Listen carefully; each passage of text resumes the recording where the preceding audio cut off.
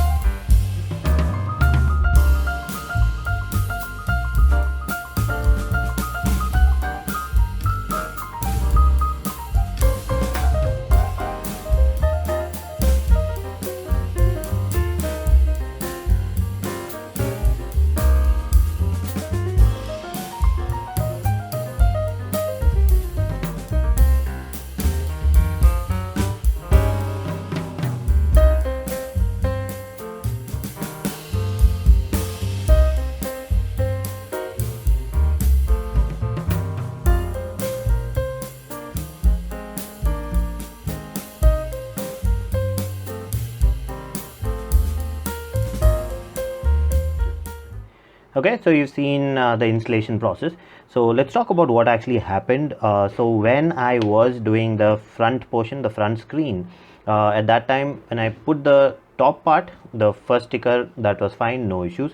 After that, the second part, while I was doing it, I just lifted it and I tried to clean it. So the cleaning cloth itself went and got stuck over here and it left a little bit of residue. So I had to remove this and I had to wash it and then put it back again. So that's why I messed up the top part. But even then, even after I messed it up, even after I put water on it, cleaned it and put it back, I still was able to recover this, and this is actually pretty good. So there's something special about this. This is not regular plastic, so this is not something which will get bad that easily. I'm not getting any scratches on this. Secondly, this is flexible. So let me just show you what I mean by that. So you see that camera hole there. Now if I try to push this like that, you see it has gone up. Now I can even pull it back. And you see I can adjust it according to whatever case I have. So what I like about this is in case this is actually going into the case or it's getting stuck over there, I can always pull it out like that, make it go flat and then push it back inside the case itself. Now you see there was a bubble there, now it's gone. So this is something different. It's a flexible material which actually moves. So you can actually, now you see there was a bubble here, I actually pushed it into the case there, and I can adjust it according to however I want. Now the inside one, when I put it, you saw that there were so many bubbles everywhere, and on the pack itself, there was a card which actually said that the bubbles will go in a day or two, which I did not believe. I didn't think that it's going to go off that soon. So the video which you've seen is actually quite short. I have cut it. I was trying to remove the bubble. I actually changed the squishy also, the one that came with this, and another black one which I had from a previous installation. I used that and I tried to remove all the bubbles and it did not go. So the bubbles will remain. So what you have to remember is just take the screen guard, put it on top, and then just regularly put it. There will be bubbles left, but leave it as it is. Within a day it will just vanish. So it's not there. You can see there are no bubbles here. Let me just give you a closer look. No bubbles at all. It's absolutely fine. The front one I messed up a little, that's why you see these 3 bubbles, but that is because of my own mistake. But this one I didn't have any problem.